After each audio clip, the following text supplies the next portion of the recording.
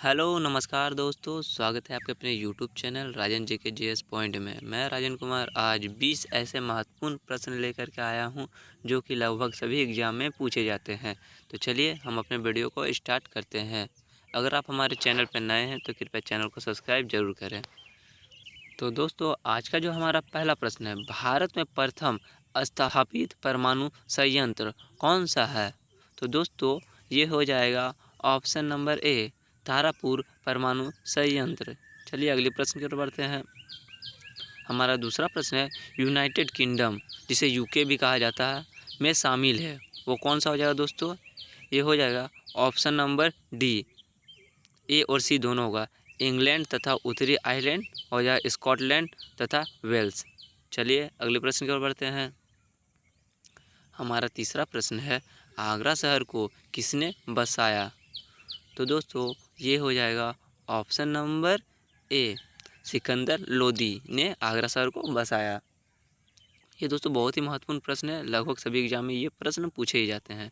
चलिए अगले प्रश्न की ओर बढ़ते हैं। हमारा चौथा प्रश्न है, राष्ट्रीय प्रतीक के निचले भाग में उत्कीर्णित शब्द सत्यमेव जयते किस संदर्भ से लिया गया है? तो दोस्तों ये हो जाएगा ऑप्शन नंबर सी, मुद्गोपनिषद से लिया गया है। चलिए अगले प्रश्न की ओर बढ़ते हैं। हमारा पांचवा प्रश्न है, अशोक के शिलालेखों की लिपि क्या है? तो दोस्तों ये हो जाएगा ऑप्शन नंबर बी, ब्राह्मी लिपि है। ये भी बहुत ही महत्वपूर्ण प्रश्न है दोस्तों। चलिए अगले प्रश्न की ओर बढ़ते हैं। हमारा छठा प्रश्न है, बिहू निम्नलिखित में से किसका लोकप्रिय उत्सव है? तो दोस्तों ये हो जाएगा ऑप्शन नंबर ए, असम का ये लोकप्रिय उत्सव है या नृत्य भी बोल सकते हैं। चलिए अगले प्रश्न की ओर बढ़ते हैं। हमारा सातवां प्रश्न है, विवेकानंद रॉक मेमोरियल कहाँ स्थित है?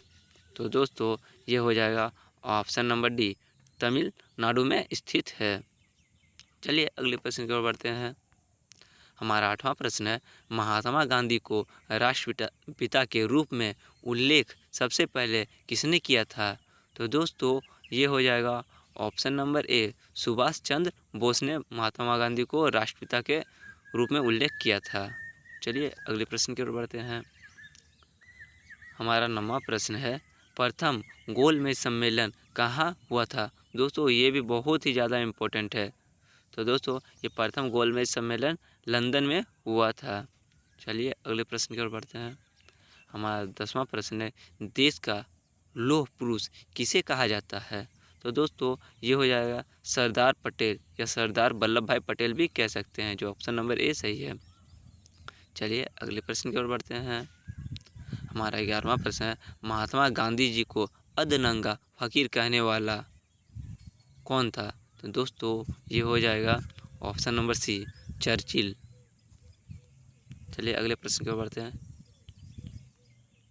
हमारा 12वां प्रश्न है, महात्मा गांधी निम्नलिखित में से किससे अधिक प्रभावित हैं? तो दोस्तों ये हो जाएगा ऑप्शन नंबर बी, लियो टोलस्टॉय। चलिए अगले प्रश्न की ओर बढ़ते हैं। हमारा 13वां प्रश्न है, महात्मा गांधी का जन्म हुआ था? तो दोस्तों कब हुआ था? ये हो जाएगा ऑप्शन नंबर बी, 1869 में हुआ था।